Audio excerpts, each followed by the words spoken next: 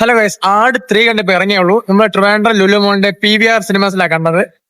എനിക്ക് വളരെ നാളേക്ക് ശേഷം നല്ല മൂവി കണ്ട ഒരു തൃപ്തിയിലാണ് ഇറങ്ങിയത്. ഹൗസ്ഫുൾ ആയിരുന്നു എന്ന് വെച്ചാൽ നമ്മുടെ തിയേറ്റർ മൊത്തത്തിൽ ഭയങ്കര ചിരിയും കാര്യങ്ങളായിരുന്നു. അത്രത്തോളം നല്ല മൂവിയാണ്. ജനറൽ ഓഡിയൻസിനും എല്ലാവർക്കും കാണാൻ പറ്റിയ മൂവി തന്നെയാണ്.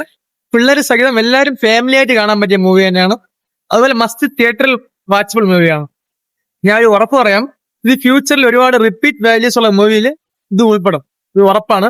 എല്ലാ ക്യാരക്ടറിനും അതിൻ്റെതായിട്ടുള്ള ഇമ്പോർട്ടൻസ് കൊടുത്തിട്ടുണ്ട്. ഫസ്റ്റ് ഹാഫ് ഫുള്ളും എല്ലാ ഇൻട്രോ വരുമ്പോഴാണ് എല്ലാ ക്യാരക്ടർ ഇൻട്രോഡ്യൂസ് ചെയ്യുമ്പോൾ അത്രത്തോളം ഒരു രോമാഞ്ചിഫിക്കേഷൻ എന്ന് പറയില്ലേ, അത് അങ്ങനത്തെ ഒരു ഇതാണ്. അതുപോലെ എല്ലാ ക്യാരക്ടേഴ്സും കൊള്ളാം. സെക്കൻഡ് ഹാഫ് ഭയങ്കര പൊളിയായിരുന്നു. ഇനി ഇതിന്റെ പാർട്ട് 2 വരുന്നുണ്ട്. ഇതിപ്പോ പാർട്ട് 3 ആണ്. ഇതിന്റെ പാർട്ട് 2 വരുന്നുണ്ട്. അത് യുദ്ധമാണ്. അപ്പൊ ഈ ടൈം ലൈനും കാര്യങ്ങളൊക്കെ എനിക്ക് ഇഷ്ടപ്പെട്ടു. പറഞ്ഞ് സ്പോയിൽ ചെയ്യുന്നില്ല. എല്ലാ ക്യാരക്ടറും കൊള്ളാം. ജയസൂര്യ ആണെങ്കിൽ വിനായകൻ, നമ്മുടെ ഷൈജു കുറുപ്പ്, അതുപോലെ നമ്മുടെ സണ്ണി വെയിൻ, ഫുക്രു, എല്ലാവരും നന്നായിട്ട് അഭിനയിച്ചിട്ടുണ്ട്. ധർമ്മജൻ, എല്ലാ ക്യാരക്ടേഴ്സും ഷർബത്ത് സമയം നമ്മൾ പണ്ട് നേരത്തെ കണ്ടിട്ടുണ്ടല്ലോ. എല്ലാ ക്യാരക്ടേഴ്സും നന്നായിട്ട് അഭിനയിച്ചിട്ടുണ്ട്. നല്ലൊരു മൂവിയാണ്. അപ്പൊ ഞാൻ ഇപ്പം കണ്ടു വന്ന ഉടനെ ഇത് പറയാണ്, കാരണം ഇത് ആ ചൂടിൽ തന്നെ പറയാന്ന് കരുതി.